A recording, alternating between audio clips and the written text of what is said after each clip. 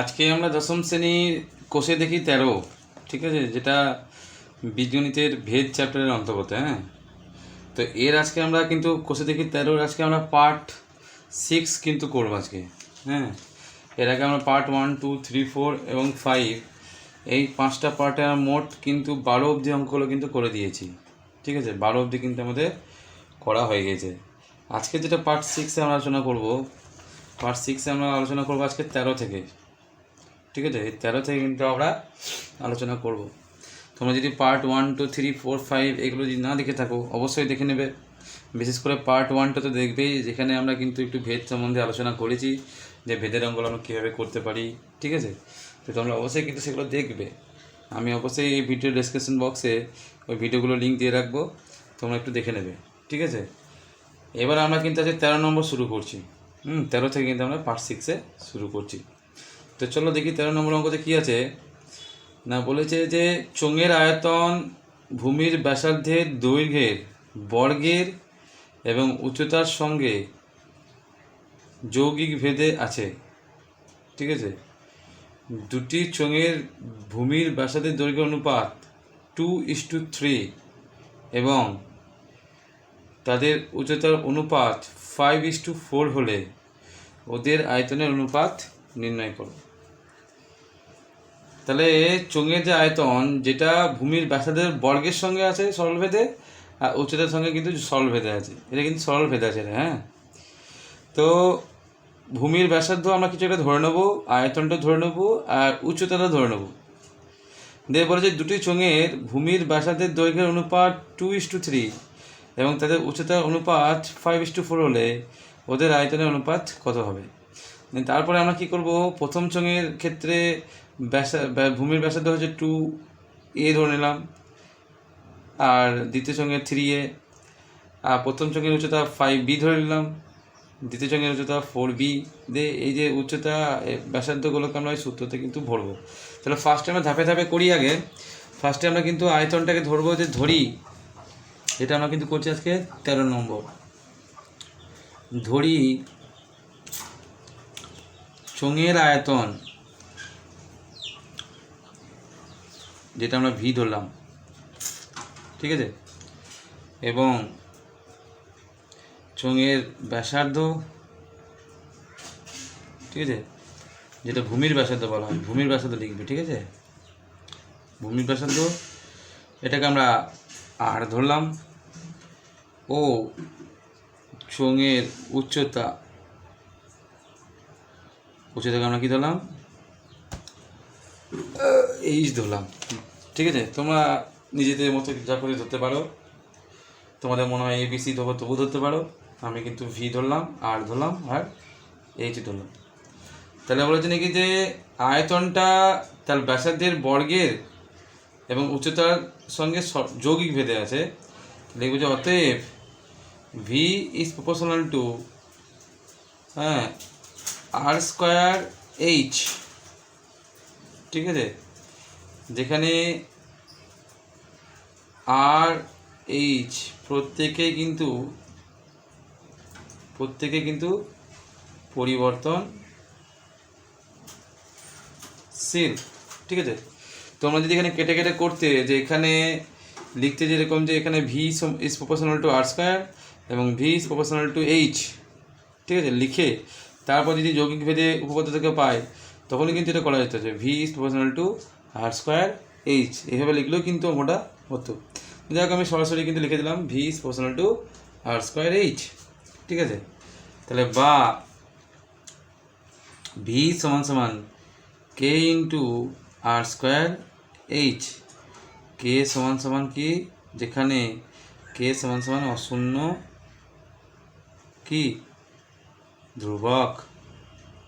ঠিক আছে, এটাকে আমরা ডট ডট দিয়ে এটাকে আমরা কিন্তু 1 নম্বর দেব। ঠিক আছে, এটা আমাদের কিন্তু 1 নম্বর পেয়ে গেলাম। এটা সূত্র বলতে পারো, আয়তন বার করার সূত্র কি, আয়তন বের করার সূত্র হয়ে গেল কে r²h, যেখানে আর হচ্ছে ব্যাসার্ধ আর এইচ হচ্ছে তোমার উচ্চতা। ঠিক আছে, চোঙটার উচ্চতা। এরপর দেখো এখানে কিন্তু দুটো চোঙের তোমার ভূমির ব্যাসার্ধের অনুপাত দিয়ে দিয়েছে আর উচ্চতার অনুপাত দিয়েছে। তাহলে আমরা ধরে নেবো ডাইরেক্ট, যে ধরি প্রথম চোঙের ভূমির ব্যাসার্ধ প্রথমটা কত হবে এখানে দেখতে পাচ্ছ 2:3 আছে, তাহলে প্রথমটা নিশ্চয়ই 2 আর দ্বিতীয়টা হচ্ছে 3, তাহলে আমরা 2:3 না লিখে লিখবো 2a একক, 2a একক, এ ক ক, ঠিক আছে, এটা এ ক ক একক, এবং দ্বিতীয় চোঙের ভূমির ব্যাসার্ধ কত 2:3 আছে, তো 3a একক, এটা কিন্তু আমরা ধরলাম, ঠিক আছে। আবার ধরি প্রথম চোঙের উচ্চতা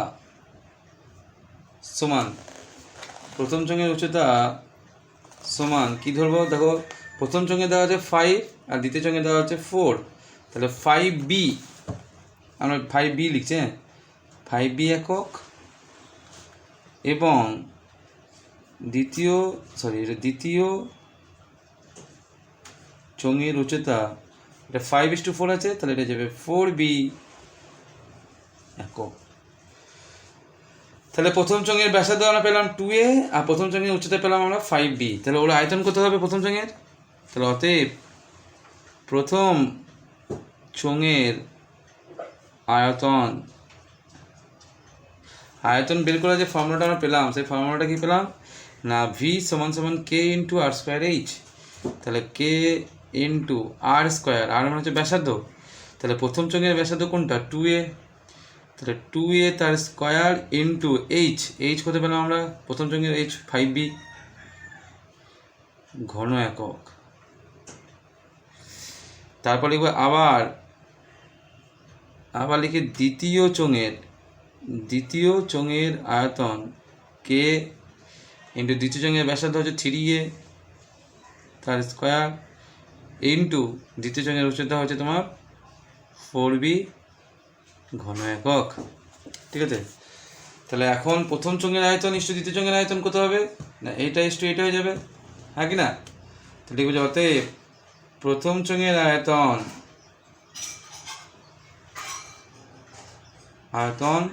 ইস্টু দ্বিতীয় চোঙের কি আয়তন, ঠিক আছে, প্রথম চোঙের আয়তন ইস্টু দ্বিতীয় চোঙের আয়তন কত হবে, সমান প্রথম চোঙের আয়তন কত আছে 2 × 2a তার স্কোয়ার, এটা 2a তার স্কোয়ার, এ 2 নয়, এটা k, সরি আমি কি দেখছি, k × 2a তার স্কোয়ার ইন্টু 5b ইস্টু এটা হচ্ছে k × 3a তার স্কোয়ার ইন্টু 4b, এখানে b কেটে যাবে আর k কেটে যাবে, ইস্টু আছে এই b এর সঙ্গে b কেটে গেলো, k এর সঙ্গে k কেটে গেলো, তাহলে সমান দিয়ে এটা 4a² ইন্টু 5, এটা 9a² ইন্টু 4, এখানে a² কিন্তু কেটে যাবে, 5 × 4 = 20 ইস্টু 4 × 9 = 36, ঠিক আছে। এবার কিন্তু এটা 4 দিয়ে কেটে দাও, 4 × 5 এখানে 4 কেটে দিলে হতো কিন্তু, ঠিক আছে, তো যাই হোক এখানেও কেটে দিচ্ছি, 4 × 5 = 20, 4 × 9 = 36, 5:9, তুমি যদি এখানে কেটে দিতে এই 4 তবু হতো, আমি খেয়াল করিনি, তো যাই হোক গুণ করে দিয়ে তারপর কেটে দিলাম, ঠিক আছে।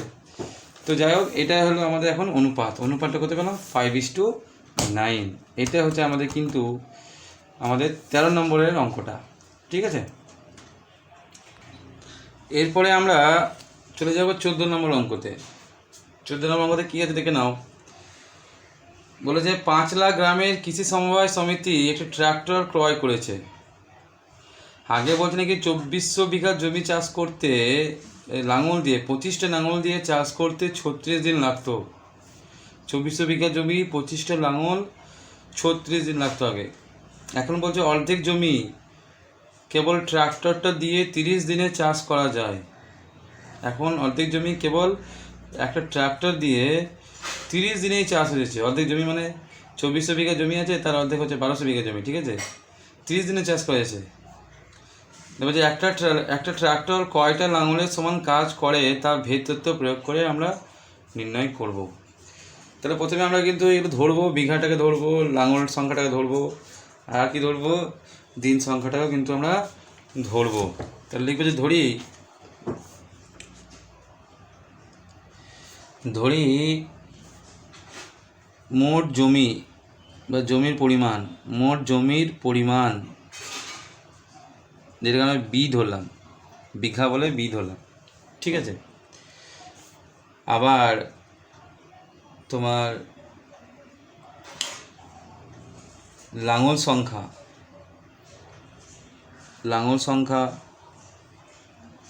আমরা এল ধরে নিলাম, লাঙলকে আমরা এল ধরে নিলাম, এবং দিন সংখ্যাকে আমরা অবশ্যই কী ধরে নিলাম, ডি, বড় হাতে ডি ধরে নিলাম।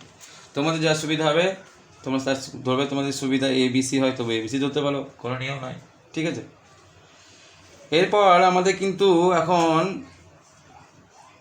এই যে লাঙলটা আছে, এই লাঙলটা কিন্তু আমাদের এখন বার করতে হবে, ঠিক আছে।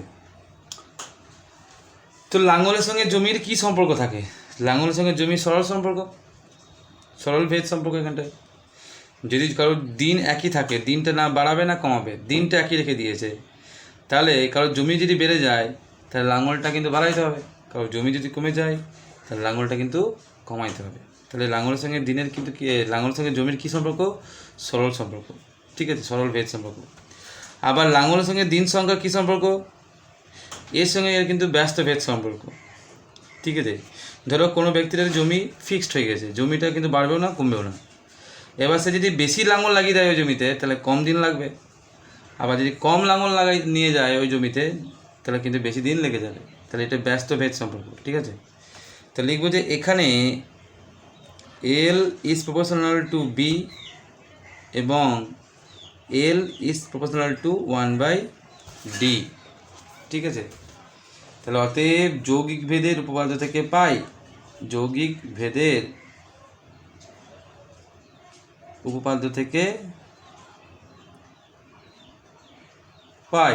এটাকে যদি আমরা লিখি যে অতএব যৌগিক ভেদ থেকে পাই বা যৌগিক ভেদে পাই, তবুও কিন্তু হতো, ঠিক আছে, কোনো অসুবিধা ছিল না। তাহলে অতএব যৌগিক ভেদে পাই, কী পাই? এল সমান বিটা উপরে যাবে, ডিটা নিচে যাবে, sorry, L is proportional two B/D, এটা কিন্তু আমরা যৌগিক ভেদ থেকে পেলাম। ব্র্যাকেট লিখবো যে যেখানে B, D প্রত্যেকেই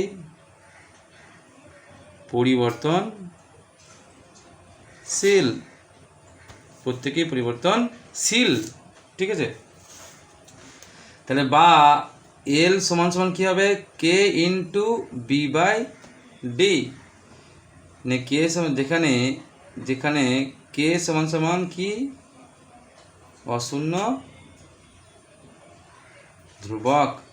এটাকে আমরা কিন্তু আবার 1 নম্বর দিয়ে দিলাম, কেমন? এরপর আমরা 1 নম্বরে কিন্তু মানগুলো বসাবো নি, ধ্রুবকের মানটা কিন্তু এখন আমরা বার করব। তাহলে লিখব যে এখন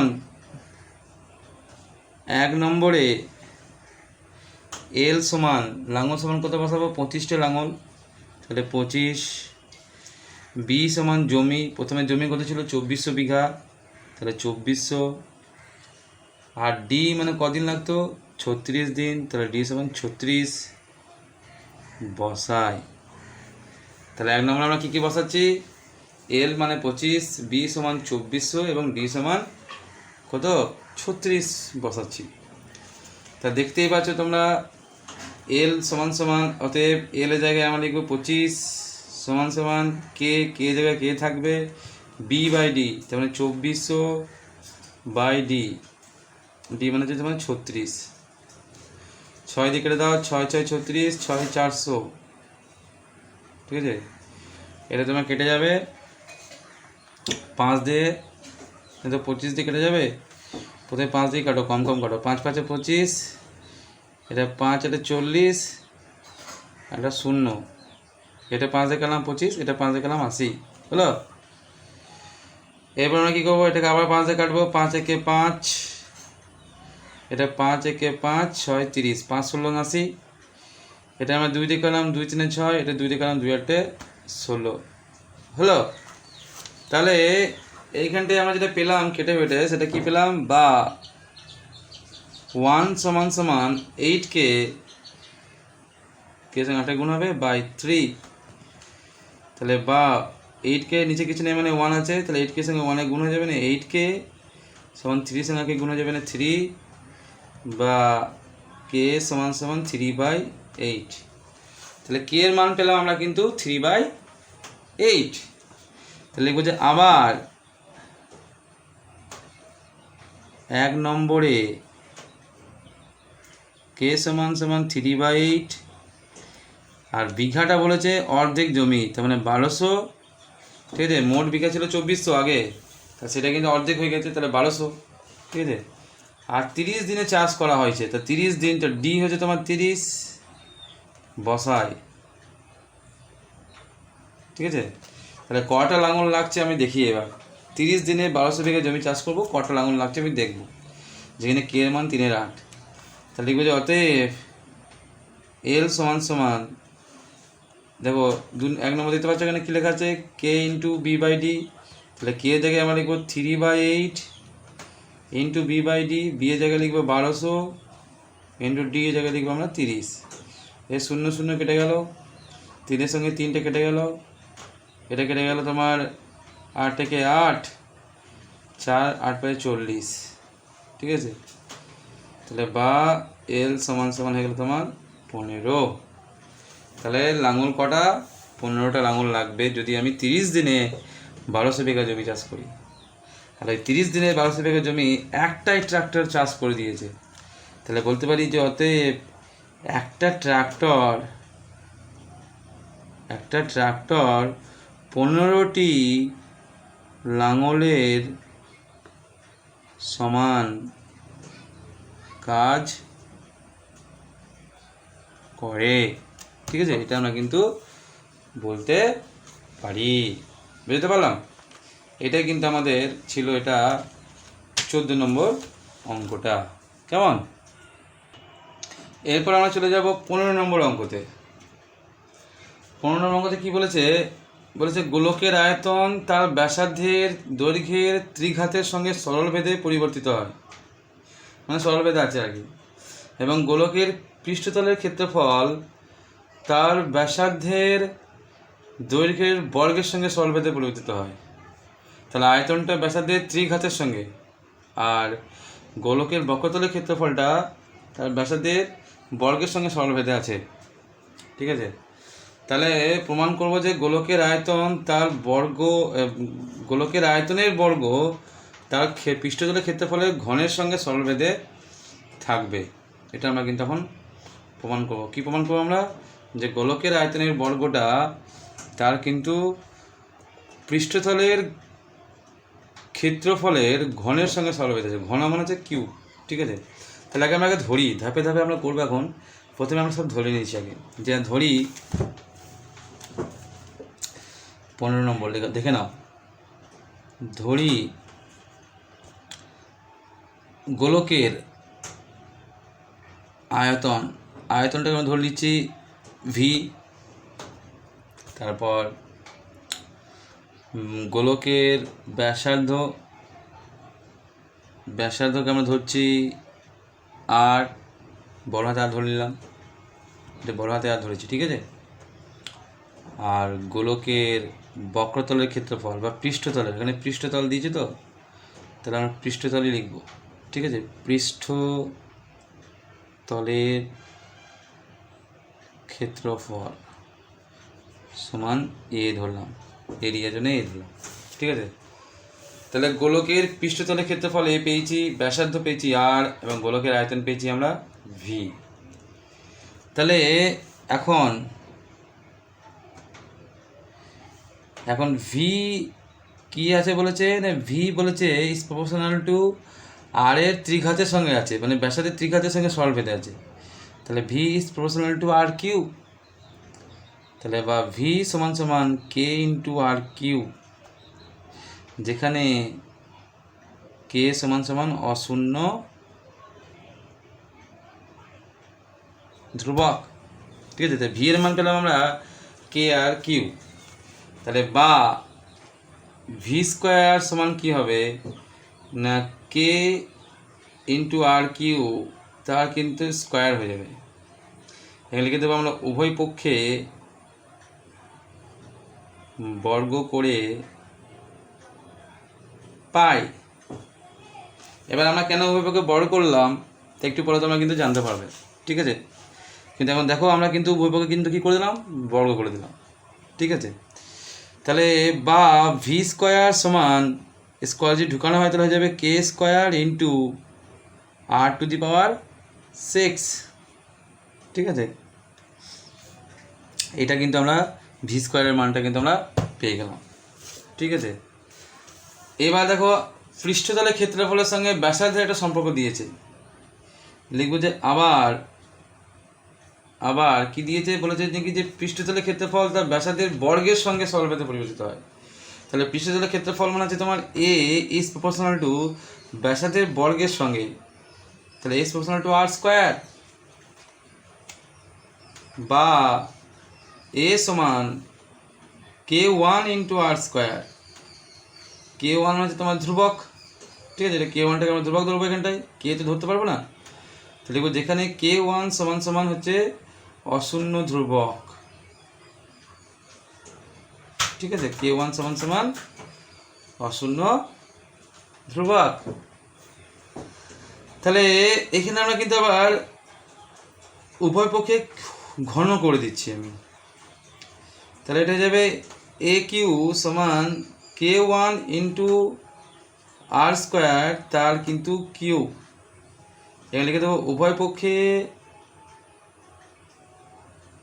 ঘন করে পাই, উভয় পক্ষে ঘন করে পাই, ঠিক আছে। তাহলে বা এ কিউ সমান সমান এ কিউ যদি ঢুকে যায় এখানটায় তাহলে ভিতরে ঢোকালে কী হবে, এটা কে ওয়ান তার কিউ ইন্টু আর 6, 3 2 6 হয়ে যাবে, বুঝতে পেরেছো। তাহলে আমরা এ কিউ এর মানটা পেলাম।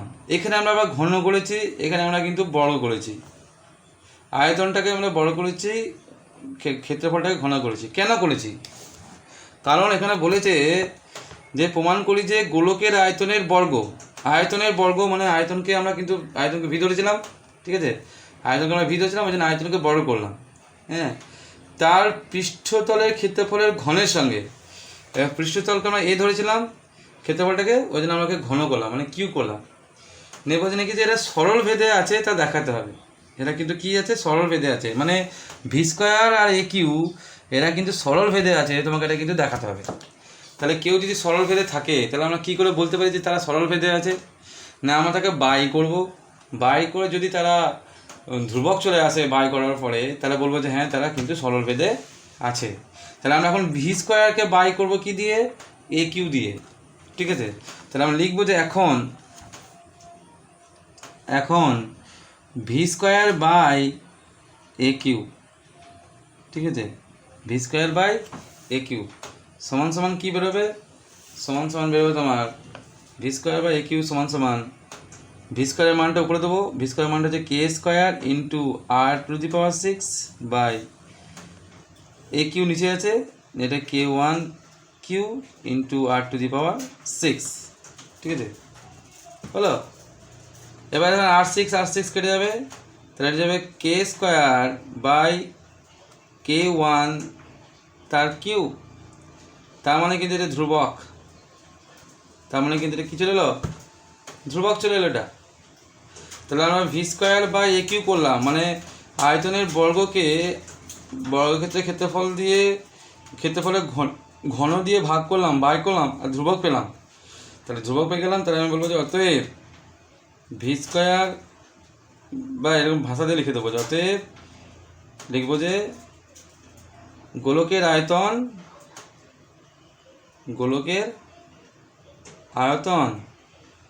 তার আয়তনের বর্গ, গোলকের আয়তনের বর্গ তার পৃষ্ঠতলের ক্ষেত্রফলের